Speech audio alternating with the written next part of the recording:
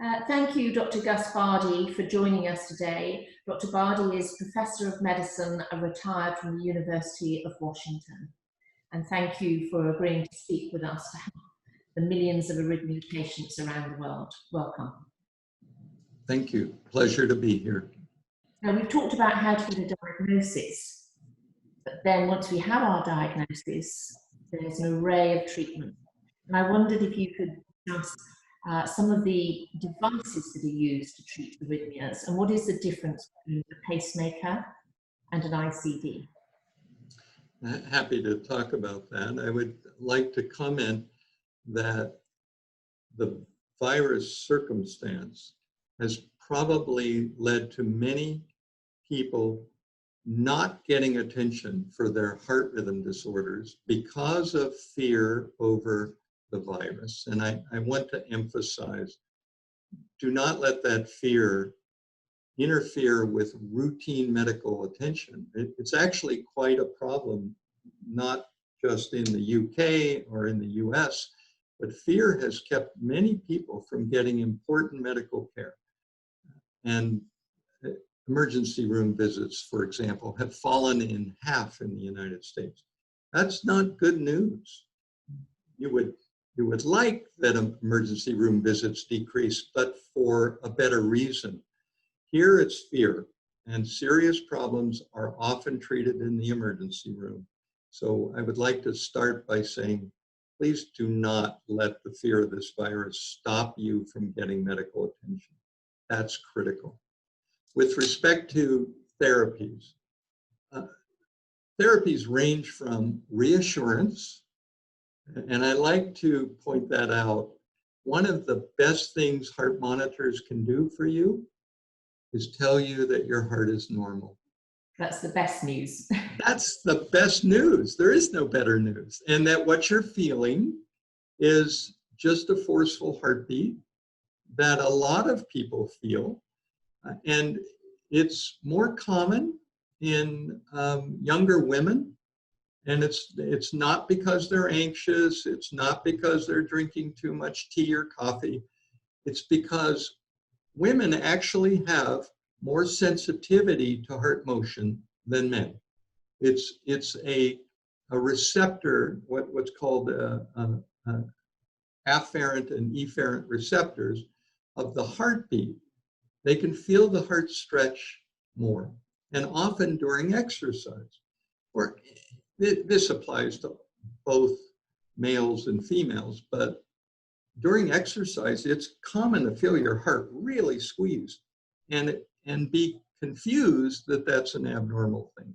So one of the best things that can come from a monitor is showing that and relieving your anxiety.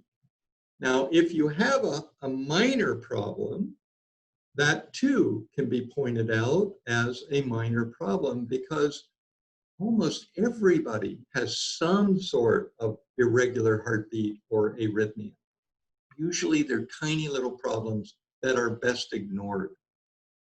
Then you get into the intermediate zone that is like, why does this person have this minor to moderate problem, which then deserves investigation? For example, maybe a treadmill exercise test or an echocardiogram or a blood test to look at the structure of the heart and why these smallish arrhythmias are showing up.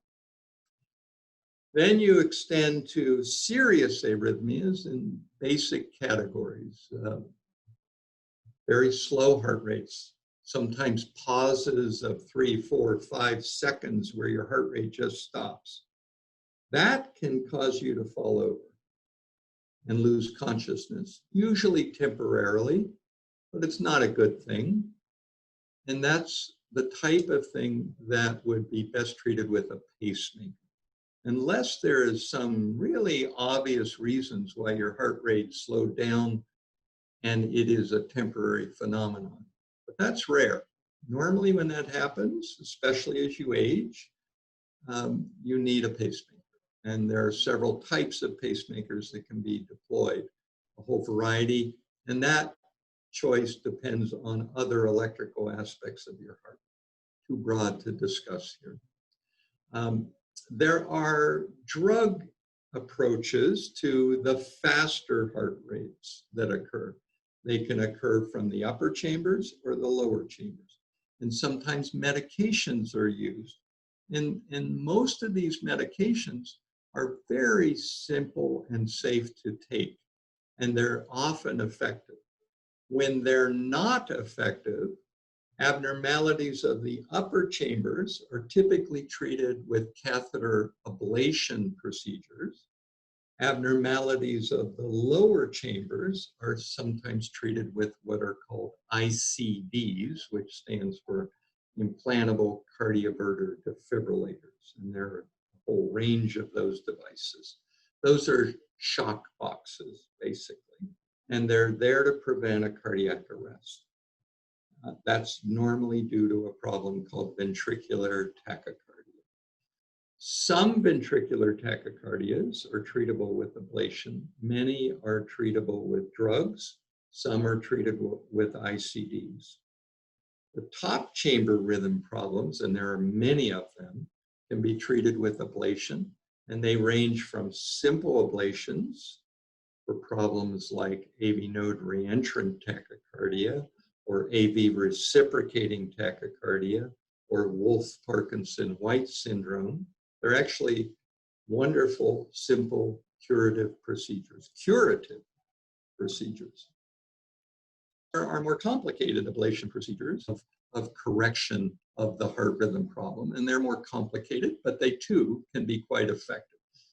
So those procedures range from reassurance and doing nothing all the way to receiving complex technology inside your body, which is designed to keep you alive, keep you healthy. So atrial fibrillation is a big problem that's associated with strokes. And normally, the two things you want to do with that is be on a blood thinner, if you can be on a blood thinner, and there are many types of that, and be on either a medication to control it or an ablation procedure to control it.